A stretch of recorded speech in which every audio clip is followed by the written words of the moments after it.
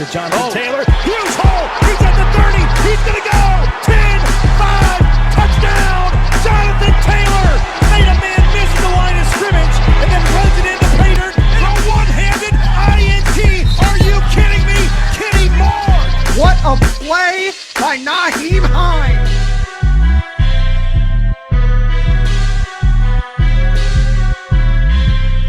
Horseshoe is back, baby. The horseshoe is back. Training camp is almost here, guys. Cannot believe it. So excited, so pumped for Indianapolis Colts football to finally be back. What is going on, everybody? Welcome back to the Bring the Juice Colts podcast. All your Colts football needs here on the channel. Also wanted to welcome on a special guest, friend of the show, Mr. Colts Law himself, Lawrence Owen. Lawrence, can you believe, man, training camp is upon us? No. I mean, after last season, it's been 2 years since I've been to training camp. I know. I mean, my goodness, I'm really excited. It feels like it's Christmas, man. This is one of those times where you're just like, it's back, man. I cannot believe it. It's been such a long off season. So let's get to it, man. And this is kind of a tradition that we do every off season. I wanted to do it right before training camp because I think it's a very valid thing to think about. I wanted to look at all the new acquisitions the Indianapolis Colts had in 2021 and kind of look at the off season, talk about some of the free agents they signed, talk about some of the draft picks they drafted, and kind of talk about based off of expectations. Now, you know, we talked a little bit, Lawrence, off air, like some of these guys are going to have a little bit of a different expectation based off of the player we know them to be or have known them to be. So we'll kind of talk about based off of those expectations, whether we feel like they're going to fly or flop. We'll kind of just go from the earliest guys that got signed and kind of work our way up to the most recent. So with that being said, let's talk about the first guy that was signed March 19th. That was Sam Tevey. Now, it's presumed, Lawrence, that Sam Tevey will be the starting left tackle while Eric Fisher is on the mend from that Achilles injury. And the expectations, I kind of feel like, are kind of all over the place for Sam Tevey. But I feel like for a lot of us, the content creators, we're expecting him to be solid, right? So I guess I'm curious for you, based off of what you've watched, I know you've watched some film on Sam Tevey, you know a little bit more about him as a player. Based off of what you've seen of him, do you think he's going to be a fly or flop type of guy here with Indianapolis? I believe that there's something that the Colts themselves know it and are able to fix, right? So if he's got something that is very, very weak, that they can give him a little bit of help in that specific area. So I don't think he's going to have any problems. I think he's going to fly above the expectation line that general media and Colts fans are expecting. Yeah. So I'm curious, you talked about some of his weaknesses. Do you feel like a lot of them are kind of coaching correctable type of things for him? I think some of it is a little bit in the area of he's just not quick enough. He has problems with really good speed edge rushers. As long as he's got someone that's able to tap him inside so that he can get his hands on him, I think he does a perfectly good job. Very much similar to what Braden Smith had issues with in his rookie year, over on the right side, but Tevey's playing left side. So we have tight ends and running backs that are very good at just kind of chipping them in real quick when they go out on routes. I think he's going to be perfectly okay. Yeah, and people seem to forget, I think, that last year the Colts had a rotation of guys that played left tackle for them. So they're not, it's not foreign to have guys that are kind of new in there, a little bit fresh, and can't do any worse than LaRaven Clark and Chaz Green, in my opinion. So, yeah, I definitely agree with you. I think Sam Tevey is going to be a guy that not a whole lot of people are talking about, but I think he's going to be a solid left tackle till Eric Fisher gets back. And I don't think he's going to be maybe the liability that some people think he might be. But the other guy might be that we're going to talk about, that's Julian Davenport. If there was a player that the Colts signed, Lawrence, in free agency that had lower expectations set on him, I think Julian Davenport is that standard there. Based off of what you've seen in his game, where do you stand in terms of him? Because expectations aren't very high, but do you think he has a chance to potentially exceed expectations or even be worse than the expectations that are set on him right now? Okay, so I believe he's better than I think Davenport's better than Green and Clark, but I don't believe he's a starting viable left tackle that what the Colts would use.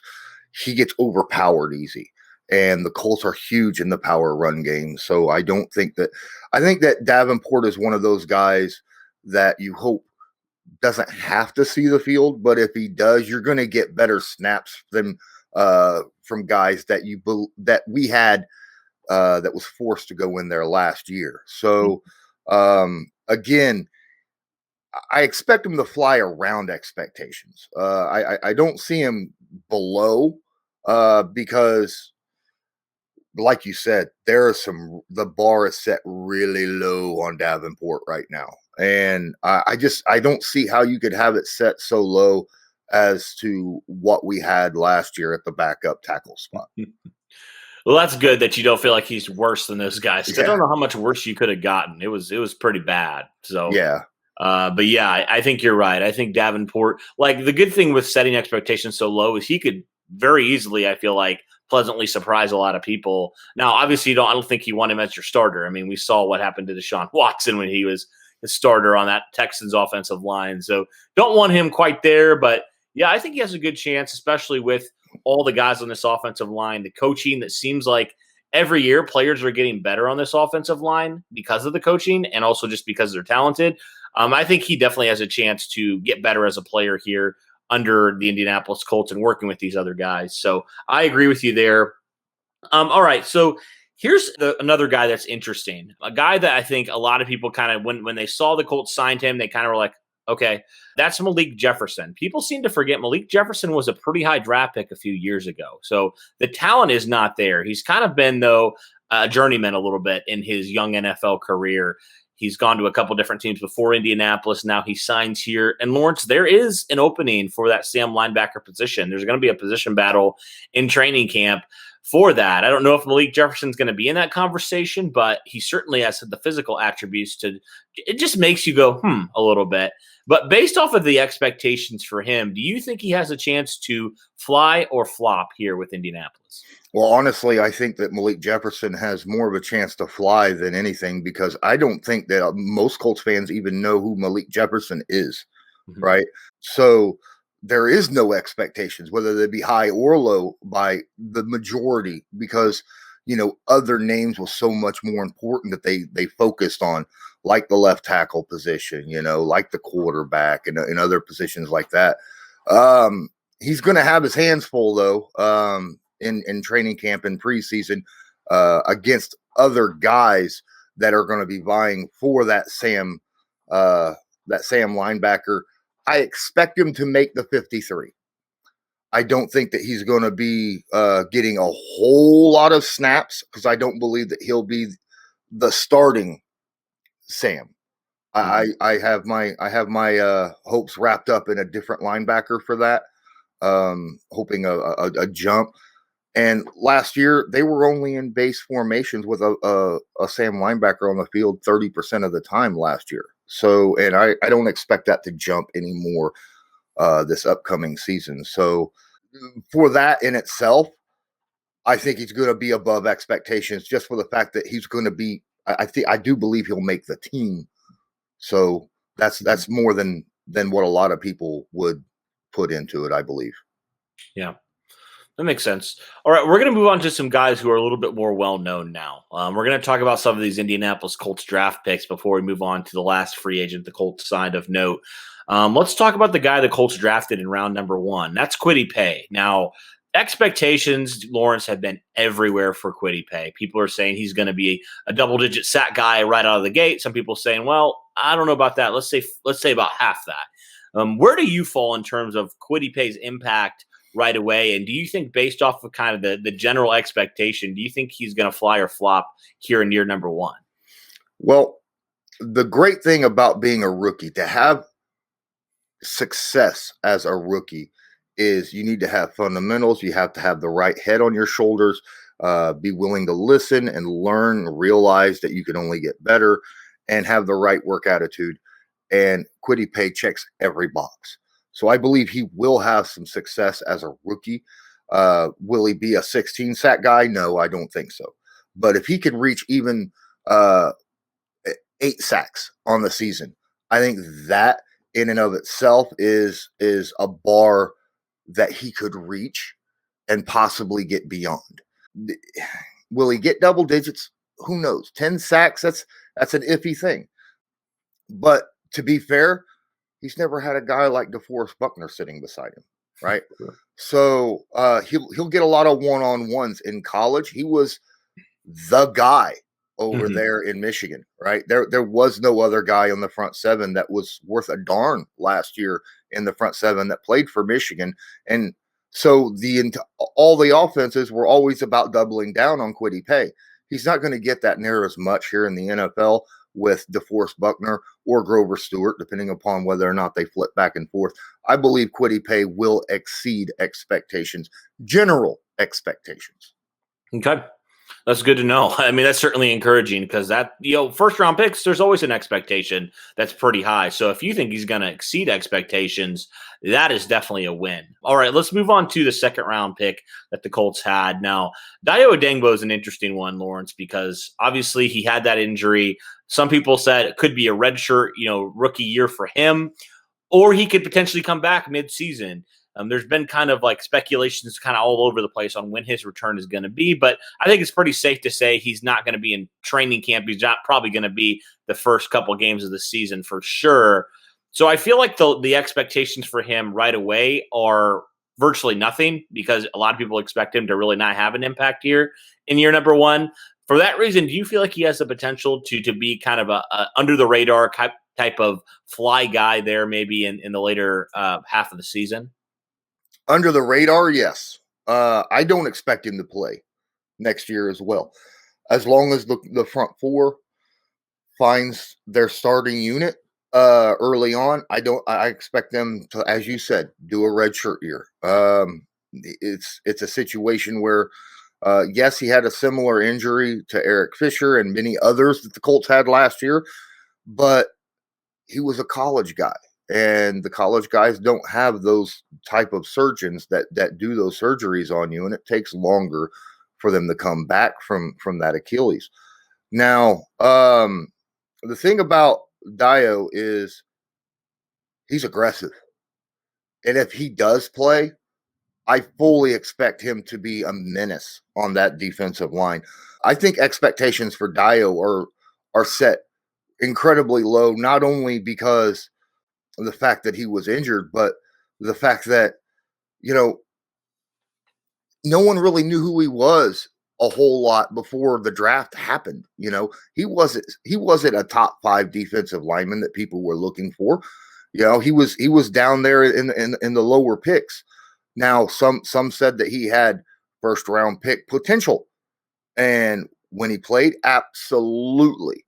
But his aggressiveness and his just freak athleticism and size alone, to me, makes me believe that if he does play, that he's going to make impact plays even early on. But he's got to play, and I don't know if he's going to do that. Yeah, this one's a little bit tough to say fly or flop because you just don't know. It really depends on the injury. But yeah, if he can get back, I think he has a chance to be an under the radar late season kind of fly type of guy. So, all right, let's move on now to the next guy the Colts drafted. They didn't have a pick, remember, in round number 3 because of the Carson Wentz trade. So round number 4, the Indianapolis Colts addressed their tight end need. They selected Kylan Granson out of SMU. Now, I feel like Lawrence expectations for Kylan Granson in the 4th round are very high for a lot of people. A lot of people are expecting, I know even Derek, they're expecting him to have potentially a really big impact here on this Indianapolis Colts passing offense. Where do you stand based off of the expectations for Kylan Granson? Do you think he has a chance to exceed those expectations? Or do you think maybe we just need to hold our horses a little bit here on a guy like him? Okay. So I am sitting on the fence on this one. I really am, because I feel like the Colts have a lot of talent right now at tight end. A lot of faith in Doyle. I believe that Mo Alley-Cox can be a breakout candidate this year. But at the same time, we all have realized Frank Reich uses the Kylan Granson type tight ends a lot in different looks and different formations, designing specific plays for his style of play. So I believe there are going to be a lot of plays that will be designed specifically for Granson, for him to show his skill set and to make big plays. Do I think he's going to be the primary target every time? No. I believe that the Colts are going to have multiple guys at tight end used at a lot. I don't think he's going to be the sole focus, but I do believe there will be games where Granson is going to explode. He's going to have 6, 7, 8 touches in a game and do a lot of big impact plays, whether it be little quick pitch out toss reverses, that we've seen, or big seam plays down the middle of the field.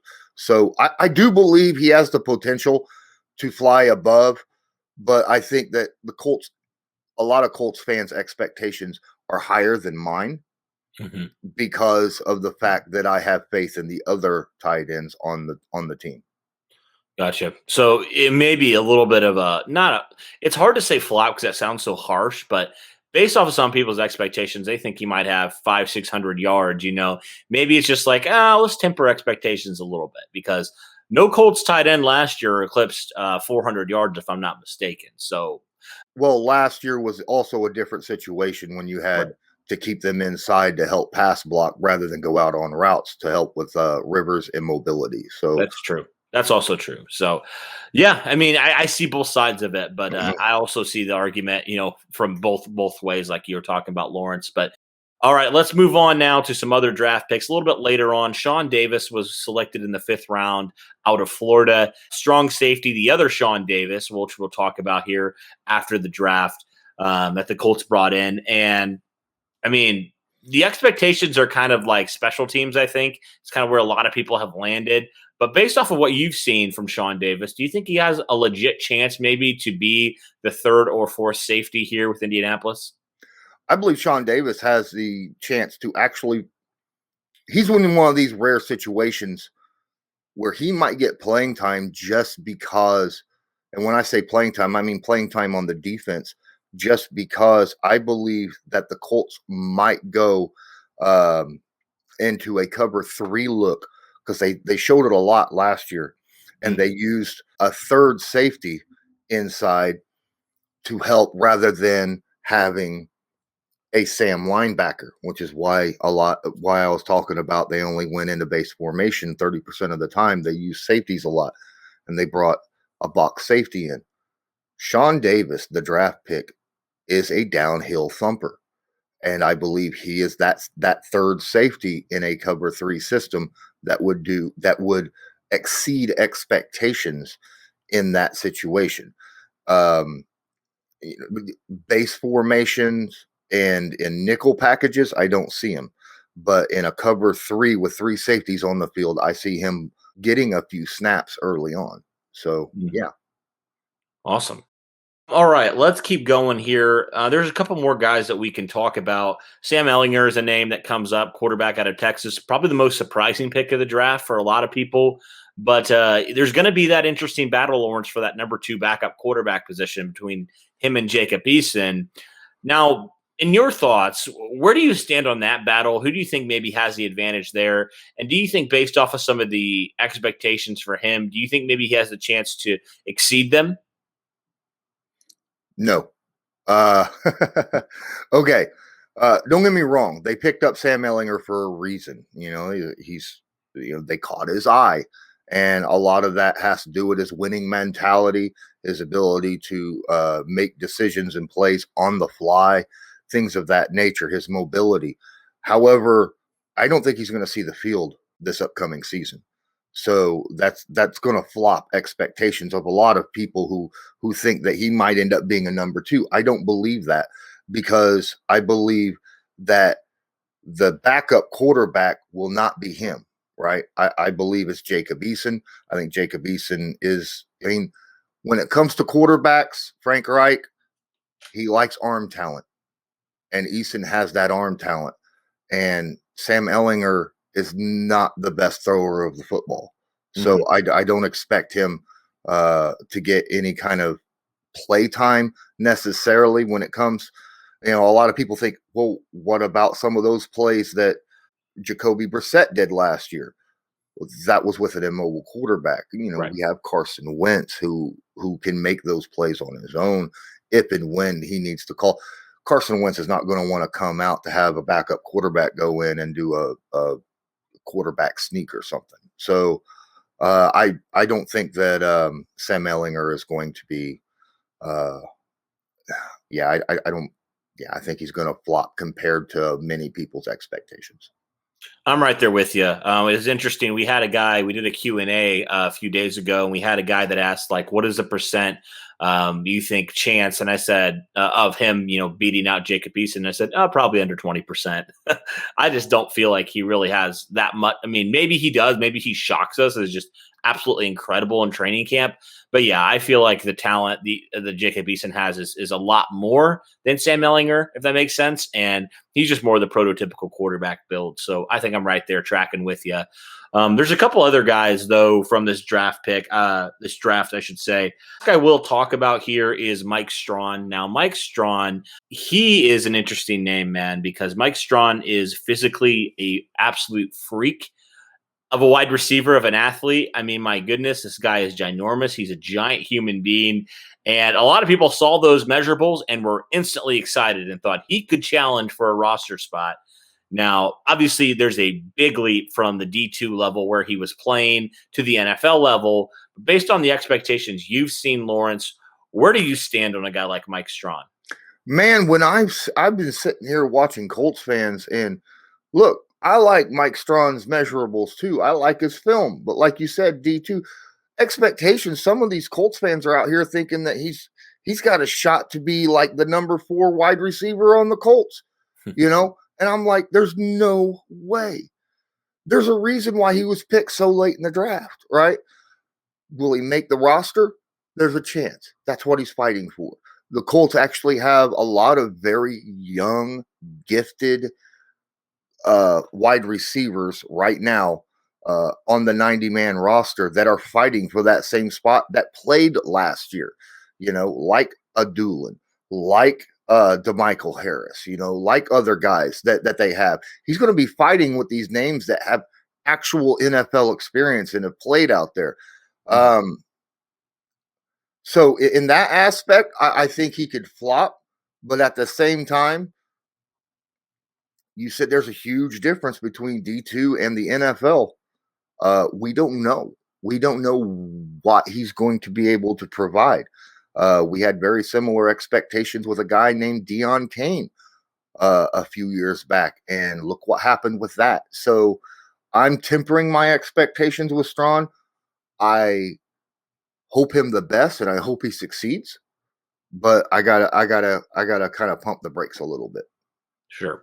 And then the last draft pick the Colts had was Will Fries out of Penn State. He's played a little bit everywhere on that offensive line. He's played guard, he's played tackle. But I think he maybe has a shot with his versatility. That was the thing that stuck out about him, was just all the ways that he can be versatile. Kind of like, a couple years ago, Joe Haig for Indianapolis. He's kind of your Swiss Army knife of the offensive line a little bit. But as far as expectations go, nobody's really talked about Will Fries really at all. So where do you stand on Will Fries? Do you think he has a chance to potentially exceed expectations, which I would assume would be a roster spot? Or do you think he's probably, the expectations are right where they should be? Or do you think maybe he could even not go to expectations? I believe Will Fries makes the roster. Okay. Just because of his mentality. And the fact that, as you said, he's very versatile across that offensive line. And that is very, very important. The Colts really don't have a guy like that could go to just about any position on that line. And you need someone like that. And Will Fries, I believe, can be that person and will be that person. Now, he won't be a starter. He won't even be the majority of your backups across the line. But if push comes to shove and the Colts get in a pinch where you have 2 injuries back to back on the same position, Will Fries can step in. And that happens in the NFL occasionally. So that's a situation where I believe that Chris Ballard and Frank Reich are looking at ahead and realizing we need someone that can do this. And I believe Will Fries will be that guy. Awesome. That would be great. If you get a 7th-round pick that can do that for you, that's definitely a steal. All right. There was a couple other free agents the Colts signed. Sean Davis, the other one from Pittsburgh. Some people think he could potentially take that number 3 safety spot. So there's some decently high expectations for him. Where do you stand on the Sean Davis from Pittsburgh? Sean Davis from Pittsburgh. I like Sean Davis from Pittsburgh. Now, when he played there as a free safety, he was very good at playing free safety, and I believe that he'll end up being the backup to Julian Blackmon. Will he get a lot of playing time? Probably not, but I think that he's kind of in a very similar situation to where Mike Adams was a few years back, where he's more of a veteran presence than anything, being able to. Now, Mike Adams made plays, obviously, but he wasn't the long-term answer. He was there to teach people.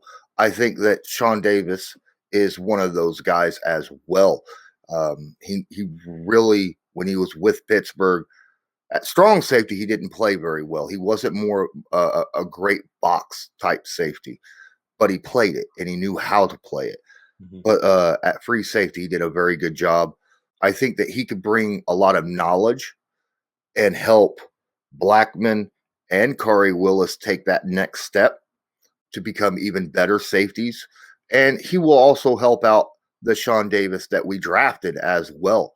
So expectations on him on the field aren't very high, but his impact on the team overall, because of him being on the roster, will exceed expectations. As talented as they are incredibly young still as that safety duo, your 2 starters. So to have a veteran presence in there, we saw a couple years ago with Mike Mitchell, another guy from former Pittsburgh Steeler, who came in and really had an impact on a guy like Quincy Wilson. And Quincy had his best year with Indianapolis. So you got to wonder, like, is that going to help, those younger defensive backs as well? Like, not even the safety, maybe a guy like Rocky Sin, just teaching him some stuff and just giving him, being kind of a mentor figure in a way in that safety room and in that defensive backs room in general. So yeah, overall, I feel like he's just a great veteran presence. And, if something happens and one of your guys needs a break or misses a game or two, you feel pretty comfortable with a guy like Sean Davis stepping in there at the free safety position. And obviously the drop off is going to be decent, but you feel good about it. This isn't a situation a couple years ago when Malik Hooker went down right before that playoff game and you have JJ Wilcox in there, right? It's not that kind of situation. You have a guy that's going to be with you throughout the season. So if you need him to jump in a pinch, you feel pretty good about that. So yeah, overall, I like that signing. I think it was a very underrated signing, and I think it could do wonders, man, for the maturity and the growth of some of these young defensive backs. Let's move on to the last guy of note that the Colts signed. And this was the big one, Lawrence. This is the big domino that we were wondering, especially after the draft, when the Colts didn't address offensive line till the last round. The Colts went and signed former first overall pick in 2013, Eric Fisher, on a 1-year deal worth over $8 million. And now Eric Fisher suffered from that Achilles injury last year and probably won't start the season out. He'll probably be injured. He'll come back maybe a couple games in, maybe a month in, maybe a month and a half. Really not sure exactly when that will be. But overall, the expectations are sky high for a guy like Eric Fisher. I mean, number 1 overall pick for a reason. I mean, he was fantastic with Kansas City when he was healthy.